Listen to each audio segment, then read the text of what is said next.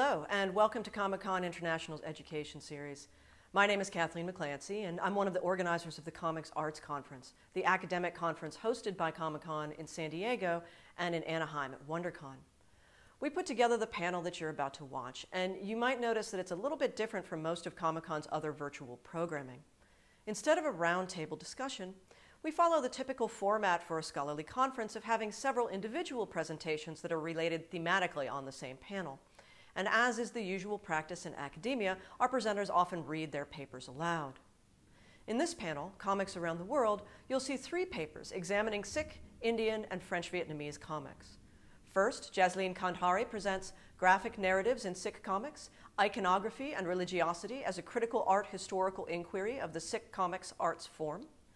Second, Nabanita Mitra presents the Bahadur series, Illustrating Bravado the Indian Way. And finally, Abhilasha Gusain presents a visual dialogue, practicing hospitality through the reading of graphic narratives. So to begin, Sikh art historian Jasleen Kandhari's research critically examines representations of Sikh identity and gender in the visual and material culture of the Punjab, including in Sikh comics. She is a committee member of the Oxford Research Centre for the Humanities Comics Research Network at the University of Oxford, where she is a tutor of Indian textiles and art history, and the founding executive director of the Association of Sikh Art and Cultural Heritage.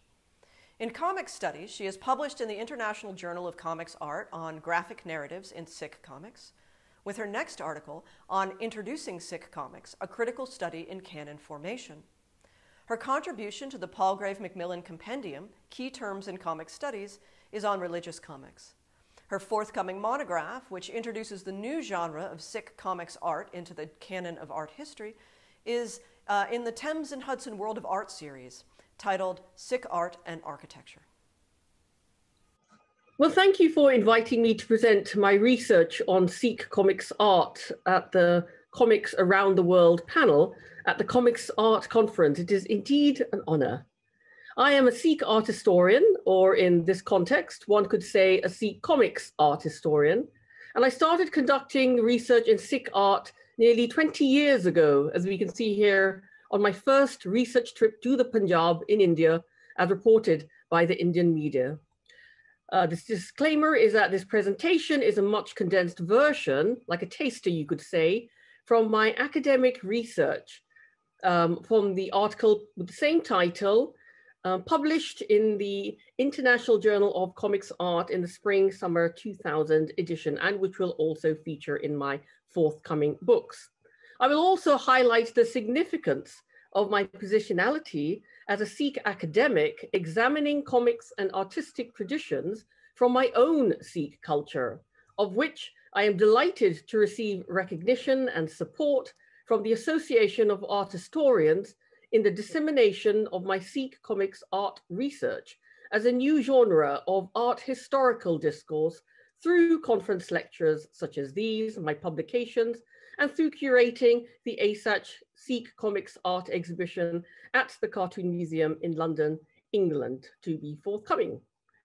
So this paper provides a critical analysis by myself as a Sikh art historian on the genre of Sikh comics art through the art historical and analytic and methodological frameworks, which applies the iconographic approach to the study of works of art, considering the artistic influence of Sobha Singh, who I've termed in my forthcoming Thames and Hudson World of Art series book, Sikh Art and Architecture, as the master of modern Sikh art, on the representation of the gurus of the Sikh faith in Sikh comics, using images of Guru Nanak Dev Ji, who is the first guru of the Sikh faith, as a case study to understand comics in new and meaningful ways. Sikh comics is a genre of comic studies that has been neglected from scholarly consideration within academic discourse. My next article to be published in the International Journal of Comics Art, entitled Introducing Sikh Comics, a Critical Study in Canon Formation, will provide an introduction surveying this overlooked genre of Indian comics production and consumption. The analysis of the relationship between image and text is characteristic of comics, with the medium of comics attributing images and text with equal ontological importance in constructing narratives. Sikh comics that illustrate the hagiography of the gurus of the Sikh faith, from the first Guru Nanak Dev Ji through to the 10th Guru Gobind Singh Ji, were produced as part of the Amar Chitta Katha comic book series from 1981 in Mumbai. And these are what I've considered as illustrative comics case studies in my research, which portray Sikh religious and spiritual philosophies. This includes the 3 pillars of Sikhism, historically relayed by Guru Nanak Dev Ji as Naam Japo, Kirt Karo, and Vanchako, translated from Punjabi. This essentially means remembrance of the holy name of God, earn an honest living, and to share what you have with others. Whilst Geoffrey Brake considers comics books to be a form of popular media that serve as effective lenses to introduce religion by examining how a religion is portrayed within the comics form, according to Anne Murphy's study on materializing Sikh pasts, in the context of religious studies, scholarly discourse requires a shift from the literary and textual in reconsidering the intersections of religious and historical discourses, which I suggest may also be applied to comic books that include religious themes as contemporary forms of material culture. Religious, ethical, and moral values advocated in Sikhism are presented in these comics through illustrating and narrating anecdotes from, for example, volume 71 of the Amar Chitta Katha series that we can see on display, is the life of Guru Nanak Dev Ji, from his birth in 1469 in Talwandi in today's Western Punjab in Pakistan, through his precocious childhood and into adulthood, his divine spiritual realization followed by his travels, singing the divine hymns of his teachings, accompanied by his Muslim rabab-playing minstrel Mardana, the important transcription of nearly 1,000 of Guru Nanak Dev Ji's hymns by his disciple Bhai Gurdas, recorded in the Adi Granth Sahib, which later became known as the Shri Guru Granth Sahib, as the eternal Sikh Guru, the settlement of the first Sikh community or Panth in Kartarpur, where he established the communal kitchen or langar, his succession in lineage to Guru Angad Dev Ji, and the final passing of his corporeal self on September the 22nd, 1539 at the age of 70. Comic theorists and historians who have been instrumental in establishing the academic discipline of comic studies, and I included 3 books here by Professor Roger Sabin, Scott McLeod, and Will Eisner, present valid arguments on the relationality of comics and their cultural legitimacy as art forms. Sabin postulates a significant question. Excluding comics from cultural legitimacy raises questions. Exactly who decides which mediums qualify and which do not? Comic books present a unique medium to tell a story through the multimodal combination of text and images that McLeod asserts.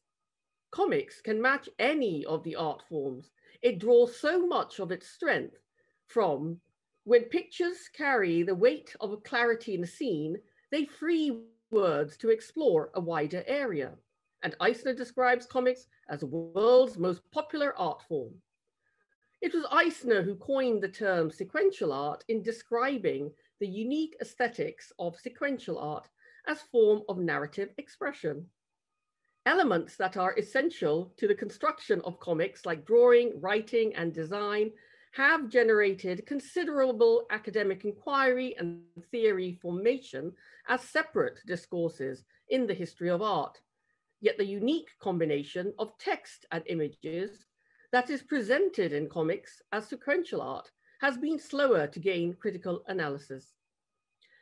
I suggest a methodology of analyzing comics that places emphasis on the visual, arguing there is value in the close reading of comics that include a visual analysis according to art historical, analytical, and theoretical principles that exists beyond the grammar of comics studies historically presented by comic scholars in the form of literary critiques.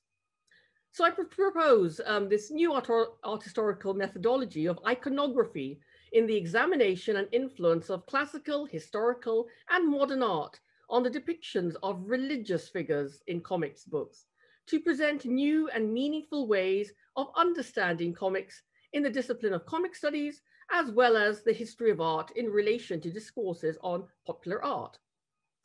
In terms of analyzing a comics artwork, studies by comic scholars present analyses of the visual components of comics in the forms of the panels in comics as sequential art forms, in terms of panel composition, the architecture of the page or layout in terms of its panel structure, the gutters, the narrative ellipsis in terms of how readers are led to navigate from panel to panel, and the significant relationship between image and text as presented in the speech blooms. Drawing on formalist art theory that focuses on the analysis of the visual characteristics or form of works of art rather than its narrative content as a methodological framework for visual analysis, in terms of applying this art historical theory to sequential art of the comics form, production styles of religious figures in hagiographic narratives are simplified in form, rendering illustrations in bold and clear lines with uniformly structured panel grids that do not include overlapping panel bleeds that serve to facilitate the narrative flow of panel texts, as well as the comprehension of a multitude of religious themes and spiritual philosophies narrated in the comics. Through the examination of the formal visual properties of Sikh Guru comics, it may be deduced that these comics do follow standard Western comics conventions in illustrating the thought and speech dialogue bubbles in the form of an arc extending from the character's head. Panel compositions and framing follows the convention of a tight grid of regular shaped boxes that, according to Rudolf Toffler's aesthetic revolution, David Kundzel examines Tops's discourse on framing in claiming that regularity in grid structures is satisfying and appealing for children, which is evident in both Sikh Guru comics that have been created for this demographic, claiming that it is the images that drive the narrative. Now, whilst a formalistic art historical approach to the visual analysis of Sikh comics art, and indeed other forms of comic art, is essential in understanding the intersection of religion and comics, a further layer of visual examination may be conducted in drawing on the art historical theory of iconography in order to broaden the interpretive scope of analysis of the comics form. The term iconography has been defined by the Association of Art Historians as the study of the symbolic meaning of the images in a work of art, such as particular objects, animals, plants, physical gestures, and so on. The iconographic approach to works of art considers the meaning of the subject matter with significance attributed to the narrative that the work of art conveys in emphasizing content over form. Scholars associated with the Warburg Institute in Germany, such as Owen Panofsky, pioneered this framework of analysis in defining three strata in interpreting images.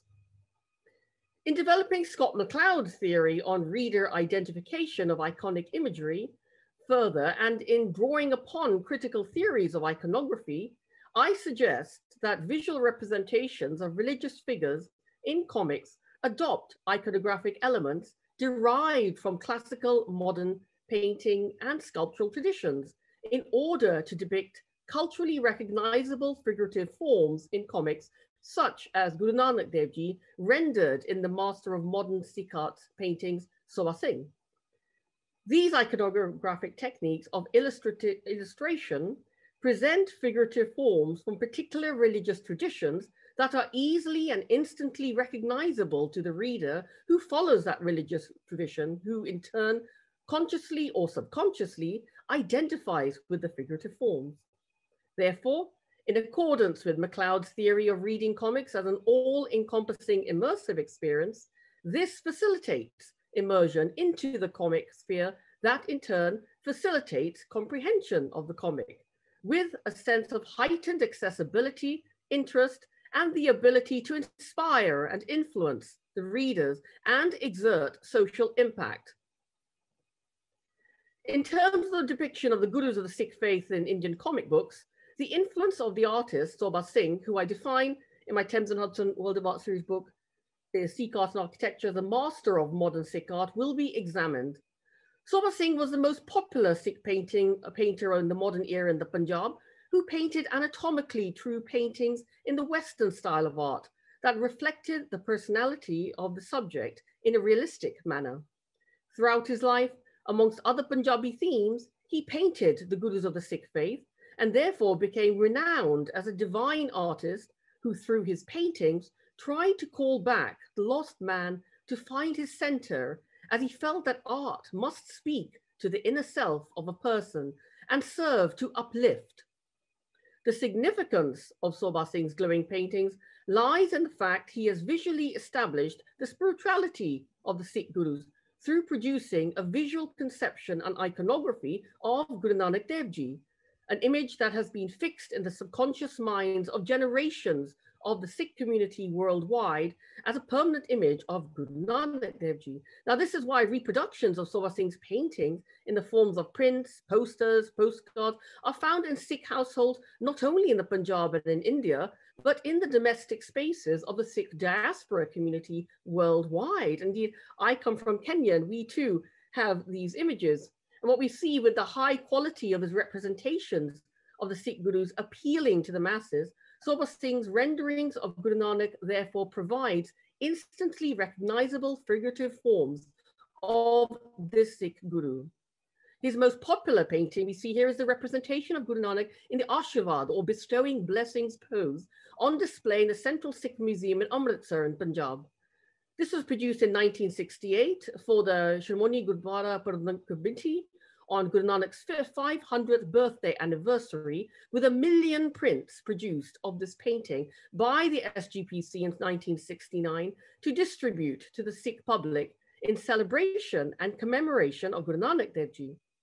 Now, this constitutes a remarkable achievement that remains unprecedented, I believe, for any artist from any artistic tradition or nation state worldwide. For it was Sobha Singh's desire and ambition to have a painting of the Sikh guru or an image in every Sikh household so that each member of the family would catch its glimpse daily and inspire the individual to live an ethical life. Here we see Guru Nanak rendered in a meditative pose in a painting on display at the Government Museum and Art Gallery in Chandigarh, Punjab, entitled My Meditations on Guru Nanak, also represented in the comics form in the lower panel. Sobha Singh's artistic style is characterized by delicate brushstrokes and sensitive colors that illustrate the realistic flourishes of a master portraitist. Although he painted in the style of Western academic realism with well-defined features, Sobha Singh lends his paintings an aura of godlike nature in which he renders the human form to look superhuman and ethereal. He also believed in incorporating the Western artistic device of perspective into his paintings, as opposed to the flat two-dimensional nature of the classical historical Indian miniature painting traditions.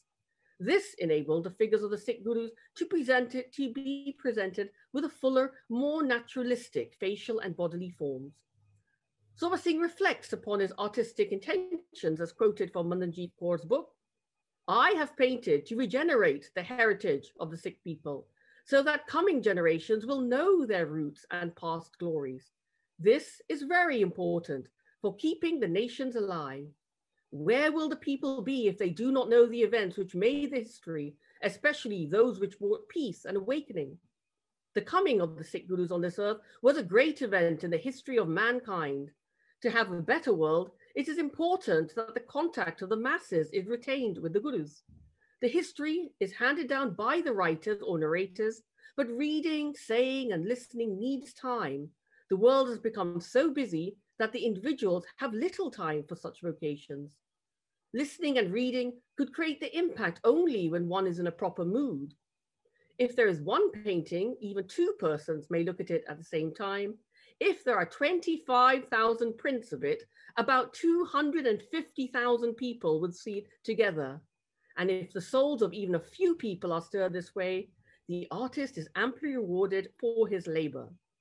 Now, Sobha Singh's intention and ethos of multiplicity in the reproduction of the Sikh Guru's portraits in printed form to reach a mass audience has continued to flourish in the form and production of Sikh comic books that illustrate important anecdotes from the life narratives of the Sikh Gurus, rendered in the iconography of the Sikh Gurus that he established in his paintings. A close examination of the artistic portrayal of the first Guru of the Sikh faith, Guru Nanak Dev Ji, in the Amritchitta Katha book number 47, entitled Guru Nanak, reveals the artistic influences from Sobha Singh in the depiction of Guru Nanak's iconographic forms adapted to the form of Sikh comics art. Here we see the narrative of how Guru Nanak selected his successor in the Guru lineage, Tulena, who he renamed as Angat, meaning limb, in symbolizing Guru Angad Dev Ji as part of Guru Nanak Dev Ji, in continuing to teach in the same manner as Guru Nanak Dev Ji within the standard uniform presented in this uniform 4-grid panel structure of the Amritchitta Katha comics. The top right panel of a close-up of Guru Nanak Dev Ji's face, which bears a remarkable resemblance to Sobha Singh's My Meditations on Guru Nanak painting in the rendering of the Sikh, the Mullah turban style, surrounded by a halo denoting his spiritual sovereign status, his meditative, serene facial expression with his eyes nearly closed, the white beard and overall spiritual essence of the panel rendered in a palette of pastel hues and white, all symbolizing his spiritual and religious status in the manner of a saintly and benign figure, sadhaka. In the remaining panels on this page and throughout the comic book, except in the depiction of Guru Nanak Dev Ji as a young boy and a young man, the representations of Guru Nanak Dev Ji and his iconography remained consistent in rendering him attired in this white or yellow choga or robe of a saint, denoting his spiritual status. It is clear to members of the Sikh community who are familiar with the depictions of Guru Nanak in Sobha Singh's paintings that his figurative form represented in the Amritchitta Katha comics is the same recognizable figure represented in the popular paintings and prints by Sobha Singh. So to conclude, the art historical framework of iconography may be applied to Sikh comics art forms to facilitate the immersive process of comics consumption and phenomenological effect, as I've illustrated through empirical research into Sobha Singh as the master of modern Sikh art's iconographic depictions of Guru Nanak Dev Ji as reproduced and adapted into the comics form.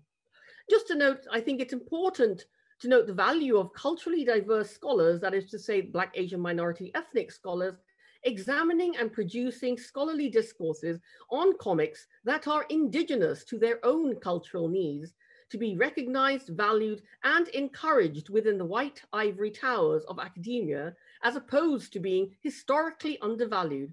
For scholars who are immersed within their own cultures possess the ability to reveal insights and cultural interpretations that scholars who are external to those cultures are unable to identify or fully comprehend its significance due to the differing hegemonic, structural, and cultural lenses. Now, had I not been Sikh, I would not have been able to identify and highlight this genre of Sikh comics that has not been identified before in comic studies, nor identify the artistic influences of Sobha Singh in the representation in Sikh comics.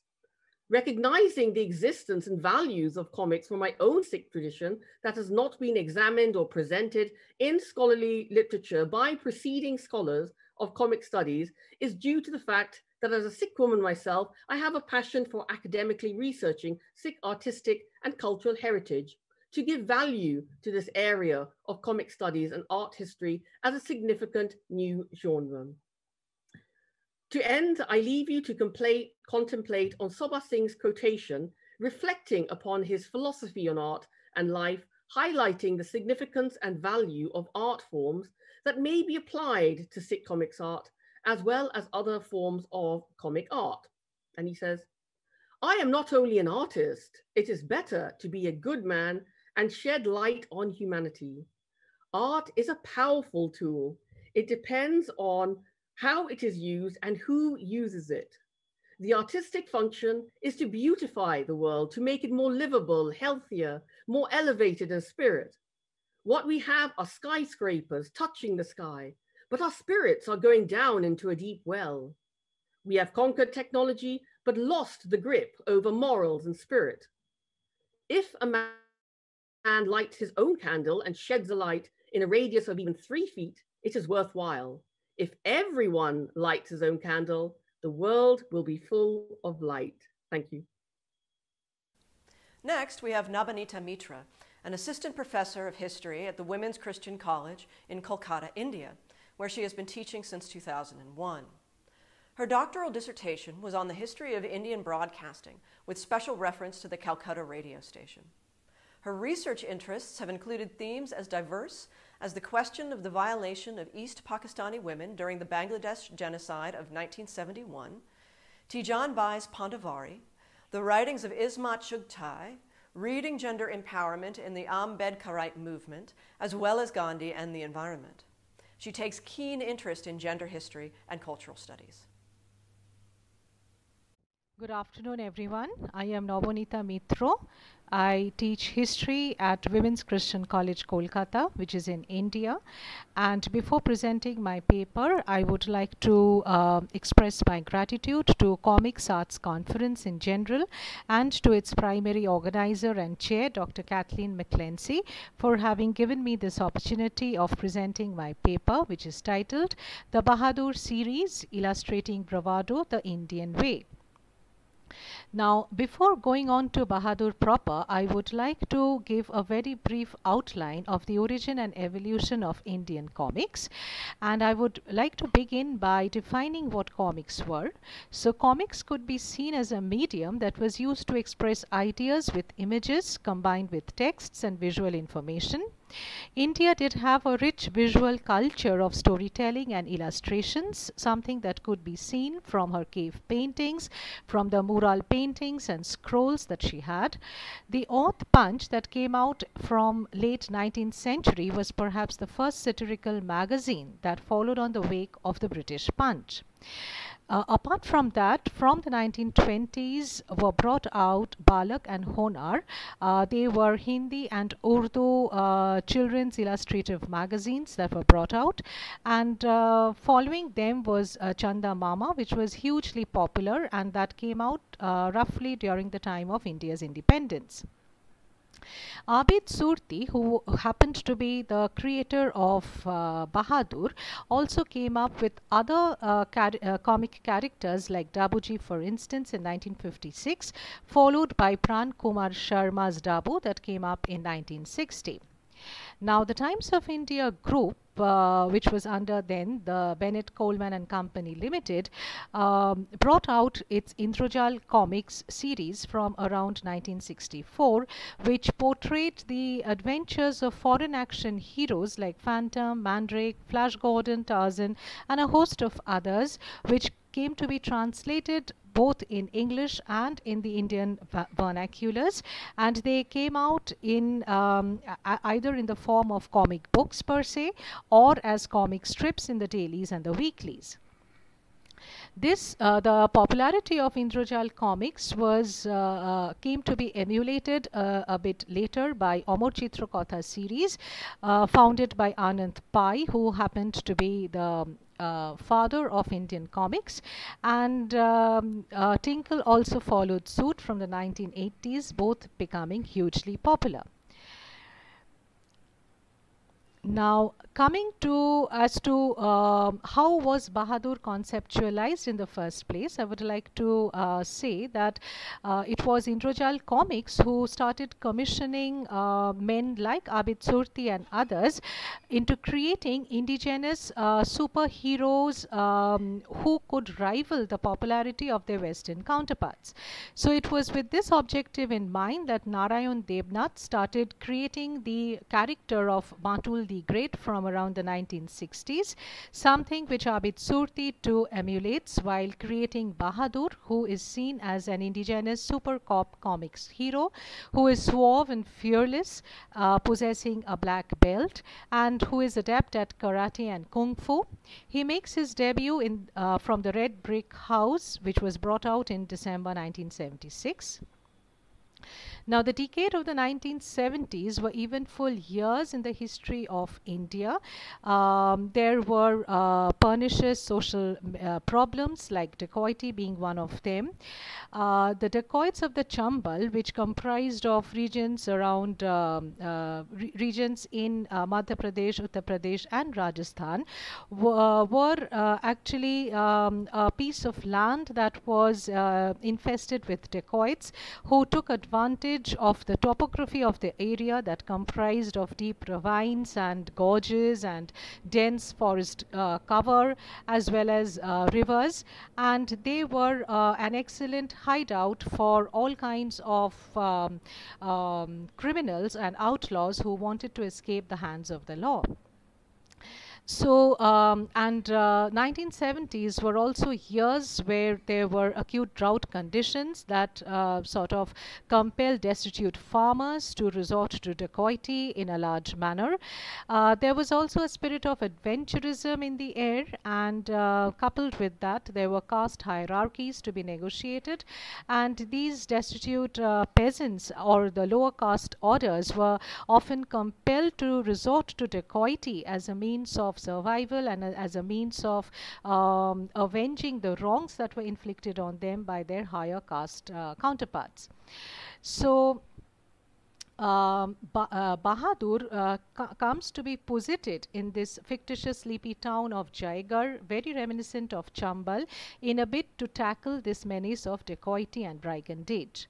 Now, here I have in mind Eric Hobsbawm's writing of his Primitive Rebels in 1959 and his celebrated work Bandits that followed a decade later. He mainly speaks of social bandits across the globe, some of whom came to be condemned as criminals, and the others came to be eulogized as revolutionaries.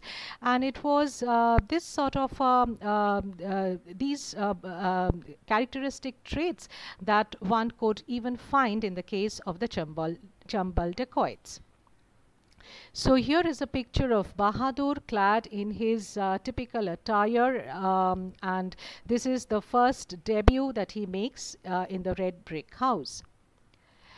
Now, coming to the early life of Bahadur, Bahadur is seen as a dreaded, is the son of the dreaded ruthless dacoit Bhairav Singh, who happens to be killed in a police encounter, and the man who guns him down is Inspector Vishal, who from then on starts mentoring Bahadur like his own son.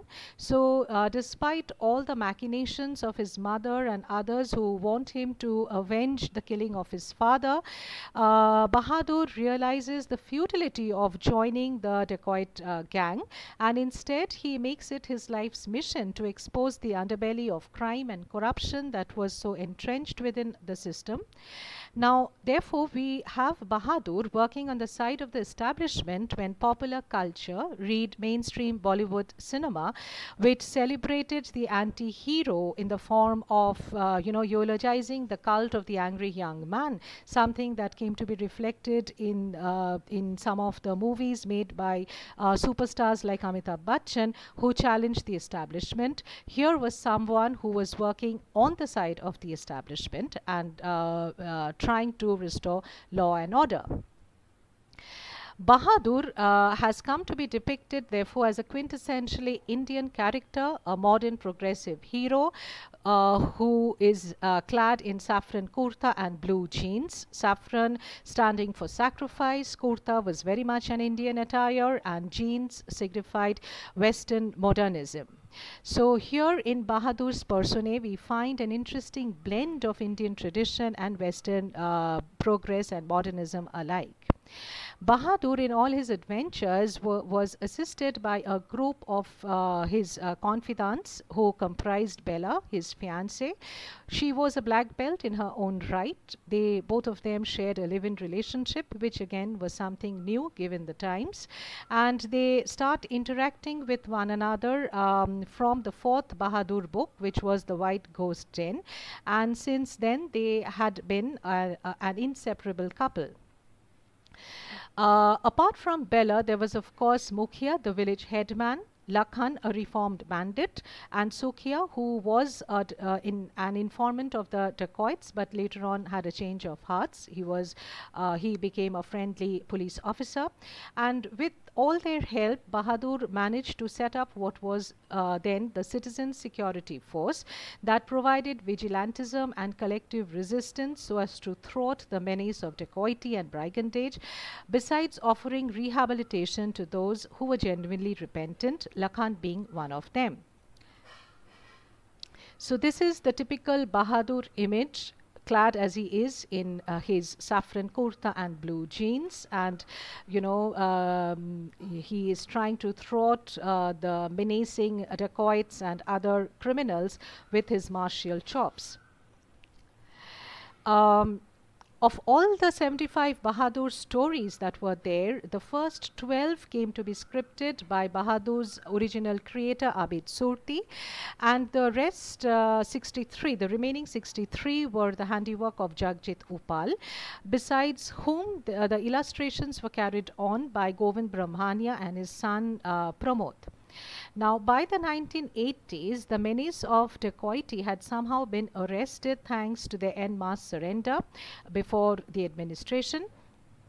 And therefore, Upal tries to shift Bahadur's attention towards tackling problems like espionage, smuggling, drug dealing, and so on and so forth. He also depicts Bahadur in his new avatar, someone who has a more urban look, someone who discards the saffron kurta in favor of a tight-fitting pink long-sleeved t-shirt, someone who dons short, neatly trimmed hair, which is a far cry from the long tresses that he had. And although there were certain differences in their physical appearance, yet the basic flavor of their stories remained, however, the same. So here we have Upal's Bahadur in his new avatar. You can see the changed attire that he's wearing. Now, a few words about Abid Surti, Bahadur's original creator, would not be out of place. Surti was a man of many parts. He was at the same time an award-winning author, playwright, journalist, screenwriter, environmentalist, all rolled into one. In his semi-autobiographical novels, styled Musalman and Sufi, we come to know that he grew up at Dongri, which was a poor Muslim ghetto in Mumbai, which was notorious for incubating hardened criminals. And apart from his childhood experience, Surti was also influenced a great deal by the writings of Torun Kumar Bhaduri, who was a veteran journalist who lived and worked amidst the dacoits. And of all his books, I mention only one, Obishopto Chombul, which literally means Chambal, the Valley of Terror, where Bhaduri has depicted some of the dacoits in a Robin Hood-esque manner, like the cowboy straight out of spaghetti westerns. By way of conclusion, I would like to say that pictures do speak louder than words. Comics had formed a major part of popular print culture in India. It had reached its golden period in the 1980s, only to start declining in popularity from around the 1990s, thanks to the entry of cable and video games. It was again set for a revival from the next decade onwards, thanks to the initiative taken by Raj Comics, Diamond Comics, and so on. As of now, old comic books and graphic novels have become a valuable collector's item, and almost they have become like prized heirloom, which have been handed out to generations on end. Comics have also been digitized. We all know that. There is a plethora of animation cartoons, webtoons, ebooks having comics content in them, mobile apps which also can be downloaded to entertain us with comic strips, and all of these have made their entry into our smartphones. There has been also a spurt in Bahadur fan clubs across the globe, which also goes on to state that the Bahadur legacy has come to stay for good. There is a website dedicated purely to the Bahadur stories, and in his latest avatar, which again Surti would would shortly portray before us all, he is seen to fight terrorists armed as he is with a cell phone in one hand and an AK-47 on the other. He is in talks with producers who want Bahadur stories to be depicted on celluloid. So Bahadur, not only is he a cult figure, he is an integral part of a childhood nostalgia, and his stories are as much relevant now as they had been before. So with this, I would like to conclude. Thank you. Last but not least, Abhilasha Gusain is a doctoral research fellow at the Department of Humanities and Social Sciences of the Indian Institute of Technology in Roorkee, Uttarakhand, India. The focus of her research is on the graphical representation of the Vietnam War and the related issues of trauma, ethics of representation, memory, history, violence, and migration. She completed her bachelor's and master's degrees in English at the University of Delhi. Hello everyone, I'm Abilasha Gusain and I will be talking about the role that graphic narratives play in making the readers hospitable to the stories at hand through participation and interaction. The presentation is titled A Visual Dialogue, Practicing Hospitality Through the Reading of Graphic Narratives, and has been prepared under the guidance of my PhD supervisor, Professor Smita Jha. These are the contents of my presentation. So moving on to the introduction. Graphic narratives as a medium has emerged to be a potential source for representation of ideas and stories which have long been sidelined and negated by the official discourse.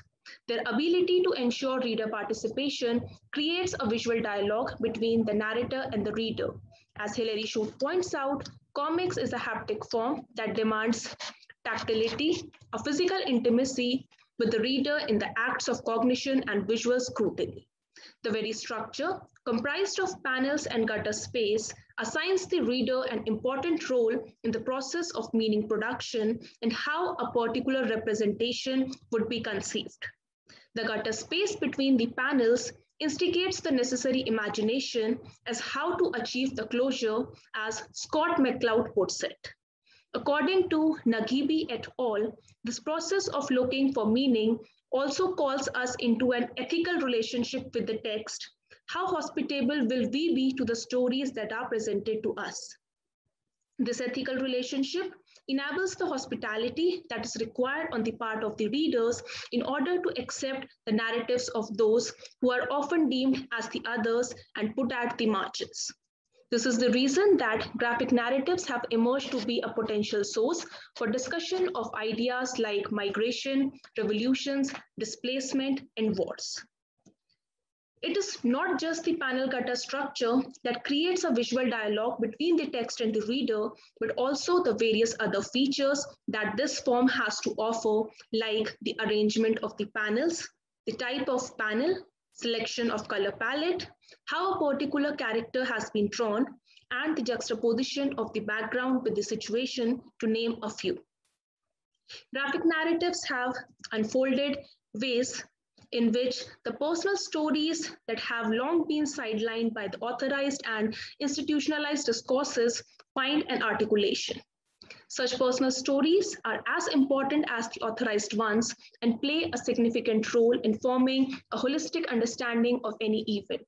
The personal narratives often receive hostility as they are negated by the popular and the official discourse.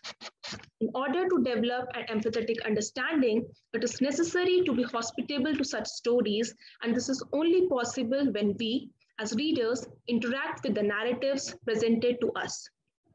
Graphic narratives present such opportunities in abundance, and with their form, content, and techniques, they open a platform for the readers to understand issues in all their intricacies, and therefore, themes like trauma, memory, history, and affective relationships are at the heart of such narrations. For the purpose of analysis, this presentation takes into consideration two graphic narratives by Clemobalu, who is an author, illustrator, and cartoonist who was born to a French mother and a Vietnamese father living in France. Asia and immigration are some of the recurrent themes in his work.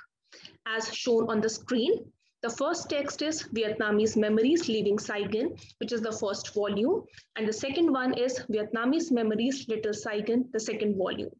These are the cover images for the two texts, which I have picked from the internet for this presentation. Both these texts document personal stories of multiple individuals who were displaced as a result of the Vietnam War. The texts are marked by diversity, multiplicity, and polyphony. Such stories require a hospitable audience so that there is empathy and understanding for the personal stories marked by loss, absence, pain, and trauma. During the course of this presentation, two techniques will be analyzed, which are deployed by the illustrators in order to develop a visual dialogue. The first one is reader participation, and the second one is grounding the visuals. So coming to reader participation first, Elizabeth L. Rifai, in her autobiographical comics, points out that a work of art initially may be a form of self-expression or self-therapy, but once it's published, it becomes a form of communication that aims to involve readers and produce some kind of response in them. According to her, there are two mechanisms by which the readers of graphic memoirs can be drawn in. The first one is involvement and the second one is affiliation. So coming to involvement, she builds upon Deborah Tannen's idea to point out how involvement constitutes a shared communicative accomplishment in conversations and in literary discourses of various kinds. According to her, this is achieved through sound and sense patterns like rhythm, repetition, and variation, and sense patterns like ellipsis, imagery, and tropes. As readers of graphic narratives, we are well aware of the fact that the reading of graphic narratives is quite a sensory experience wherein we not only get to see, but can hear and feel as well. Both these patterns are quite explicit in graphic narratives. Various sounds are incorporated through the speech bubbles and the interjections. In the coming slides, there are some illustrations from the two texts which help in building up these arguments. All the images have been used under fair use for this presentation, and the copyright remains with the publisher Humanoids. Here in figure 1, it describes the sexual violence unleashed on Anne in the refugee camp by someone whom she referred to as second big brother. The panels are so arresting that the readers at once get involved into the reading and can feel the violence that Anne had to undergo. The interjection here clearly indicates the force with which Anne was forced onto the ground. Similarly, here in figure 2, it gives an appropriate visual understanding of Anne's feelings where slowly she is lost in the darkness. The dark background of these panels marks Anne's sorrow, broken trust, loss, pain, and silence. In figure 3, we see panels in which close-up technique has been used to show the horror on Anne's face when this act is repeated for the second time. As Rifai points out, when comics characters are frequently shown in a way that allows details of their facial expressions to be perceived, this probably encourages reader empathy. And here in figure 4, which appears much before this act, clearly gives a hint to the readers as what is going on inside Big Brother's mind. It foreshadows the sexual violence that will be seen in the coming panels. The black lines of his face indicate the evil that is brewing up in his mind. Such sensory approach of graphic narratives encourages reader participation. Coming to the second mechanism of affiliation, Rifai refers to affiliation as the act of connecting emotionally with the characters in a story. According to her, this is achieved through identification and empathy. And until and unless we identify with others and be empathetic to their side of the story, we cannot be faithful readers or practice hospitality. Whitlock believes that it is precisely the effort involved on the part of the comic readers in looking for closure that encourages a sense of affective engagement with characters who are fundamentally others, even across deep social and cultural divides. And when dealing with migrant and refugee narratives, it is important on the part of the reader to understand the point of view of the speaker without any prejudice or judgment. The courage to utter painful stories of violence and loss should be lauded with acceptance and hospitality and not with preconceived notions. Therefore, we see Baloup's illustration and narration of all the personal stories without any commentary or much intervention. The stories belong to the narrators, and therefore Baloup also records them as they are without being concerned about the received discourses and popular opinions. Coming to the second technique, that is grounding the visuals. Rebecca Sher believes that the focus of representation in the graphic narratives is mainly the human figure and in particular the body in pain, as it evokes the human suffering. But the ground is far too often overlooked as a crucial dimension of the politics of graphic representations of pain and suffering. Her focus, therefore, is to link the ground to the figure in a way that draws the ground into a web of affective figuration that we have long associated with bodies. Also, how certain comic artists draw grounds in such a way that we can empathize with it. The empathy earlier discussed in the context of human figures and narratives can further be extended in order to navigate the idea that how influential depiction of the ground can bind the readers to the text and make them hospitable to the shared experiences. For sure, the ground needs to be considered as part of the whole picture of suffering and humanitarian witnessing. Baloup, as an illustrator, has made an efficient use of this method in order to enhance narration and bring attention to the plight of the various storytellers. The background to various scenes puts as much effect on the readers as the human body and its expressions. Here, in Figure 5 from Leaving Saigon, which describes Jacques and his family's sea journey in order to escape Vietnam after the fall of Saigon, puts as much emphasis on the depiction of sea as it puts on the depiction of the human bodies.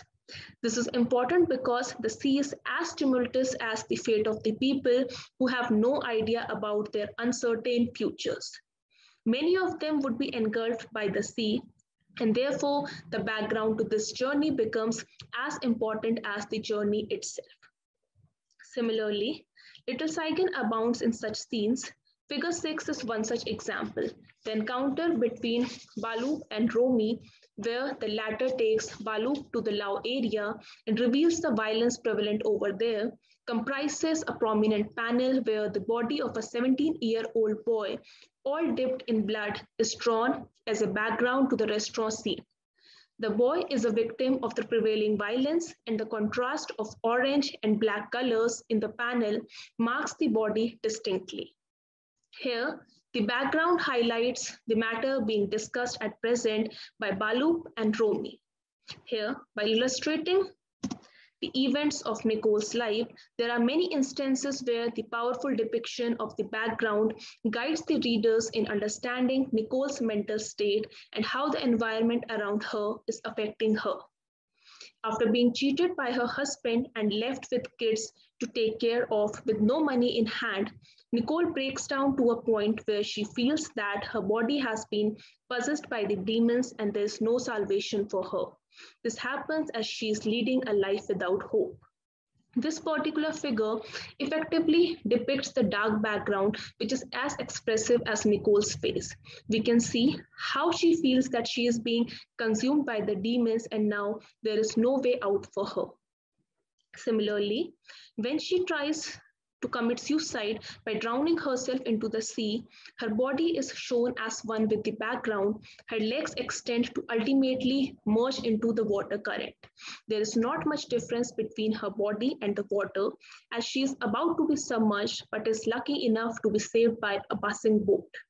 Now determined to live, she bids a final farewell to her demons in the hospital. Forming her arguments on Wiseman's approach, Shaw contemplates that in showing the continuity and inseparability between figure and ground, an ever larger ethical and empathetic context emerges in which we can regard human suffering. This regard for human suffering makes the readers hospitable towards the pain and loss of the fellow human beings.